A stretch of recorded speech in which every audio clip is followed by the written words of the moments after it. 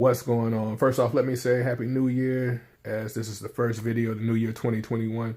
So a question that I frequently get asked on the 7820, 7840 is, can I just refill the cartridges when they become empty? Or people will hit me and say, I refilled my cartridges, but they're still showing up as empty on the printer. So in this video, I'll be going over refilling the cartridges and replacing the chips with new chips from a new set of cartridges. So what we're going to need is, of course, the cartridges, a razor knife to take the chips off, gloves, and sublimation ink. I'm going to use Dynamite Gorilla sublimation ink, but you can use any high quality sublimation ink. I had to run a few prints off to get the ink levels low, as I don't really use this printer as much. I pretty much only use this printer for these videos. So after a bunch of license plate prints, which are 6.5 by 12.5 inch prints, I was able to get the ink levels down low enough to go ahead and change it out. It didn't run out of ink fully, but it got down low enough to change it out. We're going to carefully remove the cartridge, and be careful because it could get snagged. So you're going to wiggle it slightly while pulling it towards you gently, and it'll come out. So since the printer thinks that we're using the original Epson cartridges, when they get low, we have to replace them. But we're only going to replace the part that the printer sees, which is the chip.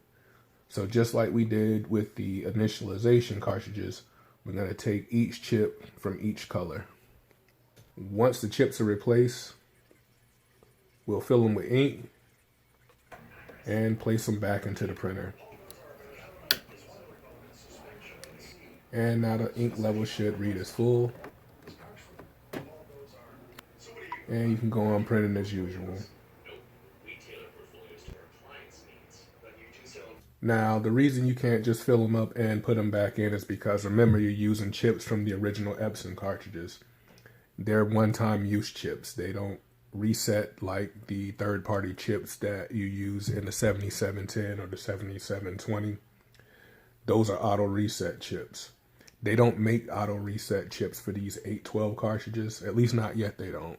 Or nor do they make the chipless firmware or a chip resetter that works for them. These are the newer generation Epson chips, and they don't reset yet. Now, you might think that the $80 on a set of cartridges to replace the chips is costly. But for example, we do a lot of license plates, and we can net anywhere from $10 to $17 on those license plates. So the ink will pay for itself once you get up and going. Or it also could be used as an alternative until something like an ET15000 or something popular like a WF-7820 or 7710 becomes available, because it is so hard to find right now. So now there's a video we can point people to whenever this question is asked. So again, thanks for watching. I appreciate all the support. I got new videos coming out soon, as well as new products for the website. So until then, good luck and good night.